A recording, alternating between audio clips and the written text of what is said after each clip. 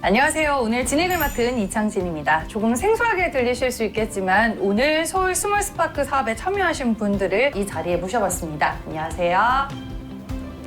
네, 먼저 자기소개 부탁드릴게요. 네, 안녕하세요. 저는 서울시 복지재단에서 서울 스몰스파크 사업을 담당하고 있는 김재인입니다. 네, 안녕하세요. 저는 강북장애인 종합복지관에서 서울 스몰스파크 소모임 대표를 맡았던 유혜진입니다. 네, 서울 스몰스파크 좀 생소한 단어이기는 하지만 밝고 경쾌하다라는 느낌이 또 듭니다. 정확히 이 사업이 어떤 의미를 담고 있을까요? 말씀하신 대로 스몰스파크란 작은 불꽃을 의미합니다. 그래서 장애인과 비장애인이 함께하는 모임을 지원하는 사업입니다. 이 작은 불꽃이 큰 불이 되는 것처럼 모임을 지원해서 이제 지역사회의 변화를 이끈다는 의미인가요? 네, 맞습니다. 저희가 그런 의미를 담고 사업을 설계하고 추진해왔습니다. 네, 담당자님 얘기를 들으니까 저도 참 참여를 해보고 싶다 이런 생각이 드는데요.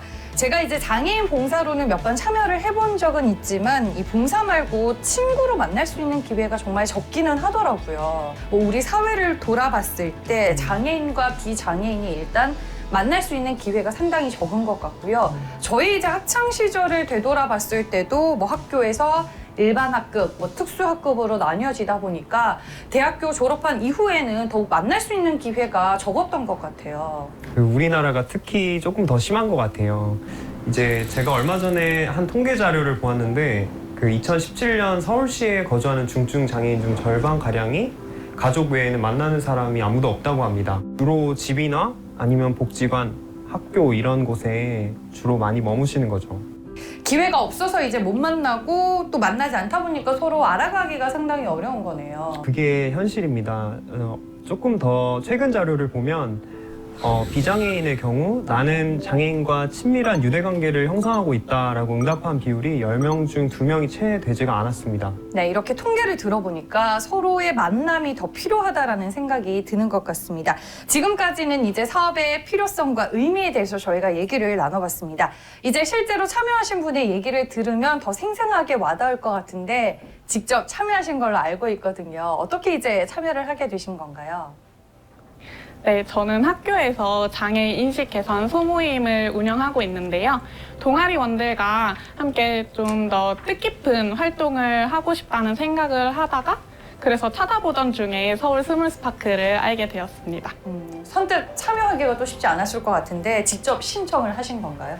네, 평소에도 장애 인식 개선에 관심이 있었고 그래서 함께 마음이 맞는 친구들과 프로그램을 한번 계획해보자라고 생각을 해서 신청하게 되었습니다. 그럼 참여자들을 직접 모으셨다라는 얘기인가요? 네, 저희 서울 스몰스파크 사업은 기관에서 참여자를 모집하는 게 아니라 함께 뜻이 맞는 친구들을 모임원을 구성하고 또 프로그램을 기획하고 예산까지 함께 논의해서 프로그램을 계획하게 되는데 그 이후에 이제 기관에 직접 신청을 하게 됩니다. 네, 프로그램을 하면 이제 주로 기관이 사람을 모으는데 지역 주민이 신청하는 건 정말 특이하다는 생각이 듭니다. 그러면 이제 모임에서 주로 어떤 활동을 또 하셨나요? 저희 모임에는 청각장애인 친구, 그리고 발달장애인 친구, 또 비장애인 청년들로 구성이 되어 있어요. 저희가 또래 친구들이 노는 것처럼 함께 맛집도 다니고, 카페도 가고, 볼링도 치고 그런 활동을 주로 하였습니다. 또래 친구들처럼 이제 모임도 가지고 자주 보셨다면 많이 친해졌을 것 같은데 혹시 지금도 계속 만나고 계신가요? 네, 저희가 유독 마음이 잘 맞아서 지금도 시간이 되는 친구들끼리는 자주 만나고 있습니다. 네, 마지막으로 하나 더 질문을 드리자면 이 활동을 하면서 본인에게 긍정적으로 변화된 점이 있을 것 같은데 얘기를 직접 들어볼 수 있을까요? 네, 저희 모임에는 청각장애인 친구가 있었는데요. 저도 청각장애인 친구를 처음 만나다 보니까 어려운 점이 있었어요.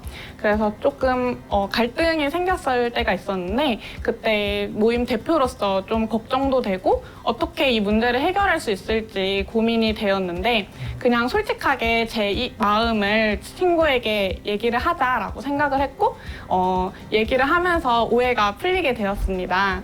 그래서 친구를 만날 때 역시 중요한 거는 함께 하고자 하는 마음이지 장애가 큰 걸림돌이 되는 건 아니구나라는 생각을 하게 되었습니다. 네. 네, 장애를 떠나서 이제 우리가 함께 하겠다는 마음이 중요한 것 같다라고 말씀을 해주셨는데 담당자님, 이제 참여자분의 얘기를 직접 들어보니까 인식의 변화가 있었던 것 같아요. 실제로 참여하시는 분들에게 이런 긍정적인 변화가 많이 생기나요? 네, 그렇습니다. 실제 참여하신 분들 중에 많은 분들이 이런 장애라는 구분을 뛰어넘어서 인식이나 태도의 변화가 있습니다. 저희 서울시 복지재단에서 2019년에 참여자를 대상으로 설문조사를 했는데요. 장애인의 경우 사회적 관계가 이전보다 크게 향상이 되었고, 비장애인의 경우에는 장애에 대한 이해 또는 포용 정도가 향상이 되었습니다.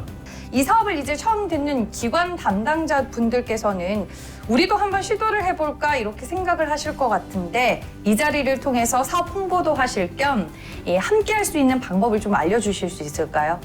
저희가 사실 사업 홍보를 한다고 열심히 했는데 아직 인식이 부족한 건 사실입니다. 그래서 오늘 이 자리를 빌어서 저희가 사업 홍보도 하고 또 핵심 사항만 콕콕 집어서 알려드리겠습니다. 먼저 사업 추진 절차는 7단계로 나눠져 있습니다. 제일 먼저 준비하는 단계로 지역사회 욕구나 지역사회 특성에 대해서 조사를 하고 사업을 어떻게 추진할 수 있을지 세부 계획들을 수립을 합니다. 그리고 기관 내에서 동료 직원들이 이 사업 내용이라든지 사업 참여 방법에 대해서 잘 숙지할 수 있도록 전사적으로 공유를 해야 합니다. 그렇게 해야지만 지역 주민들이 조금 더 다양한 경로를 통해서 사업에 참여하는 게 수월해집니다. 두 번째는 홍보와 모집 단계인데요. 담당자가 지역 주민이나 유관기관 담당자들을 직접 찾아가서 만나고 홍보합니다. 사업 설명회나 온라인 홍보, 리플렛 발간, 여러 가지 방식으로 사업에 대해서 홍보할 수 있습니다. 세 번째는 실행 지원 단계인데요. 지역 주민이 신청서를 취지에 맞게 잘 작성할 수 있도록 사전 상담을 진행하고 소모임을 선정해서 활동비를 지급합니다. 네 번째는 선정된 모임이 취지에 맞게 잘 운영될 수 있도록 모니터링하고 또 잘 되는 모임은 더 발전할 수 있도록 지지하고 격려하는 역할을 해야 합니다. 다섯 번째는 활동을 종료한 모임이 활동비를 정산, 반납하고 증빙 자료를 제출할 수 있도록 지원하는 단계입니다. 그리고 여섯 번째는 활동을 공유하는 단계인데요. 사업 공유회 개최 또는 사례집 발간, 이런 다양한 방법들을 활용해서 활동 결과를 공유하고 지역사회에 사업을 확산시킵니다. 이제 마지막 단계인데요. 활동비가 소진되어 종료된 모임을 후속 지원해서 모임이 지속적으로 유지될 수 있도록 지원하는 단계입니다. 네, 아주 간단명료하게 잘 설명해 주셔서 귀에 쏙쏙 들어온 것 같습니다. 오늘 이렇게 서울 스몰스파크가 우리 사회에 왜 필요한지, 그리고 또 어떤 점이 좋은지 두 분을 모시고 자세한 얘기를 나눠봤습니다. 영상을 보시는 여러분들께서도 많은 관심을 갖고 참여해 주시면 좋겠다라는 생각이 들고요. 작은 불꽃이 큰 불이 되는 것처럼 나, 너, 그리고 우리가 함께하면은 더 행복하고 아름다운 지역사회를 만들 수 있지 않을까라는 생각이 듭니다. 오늘 두 분 말씀 여기까지 드릴게요. 고맙습니다.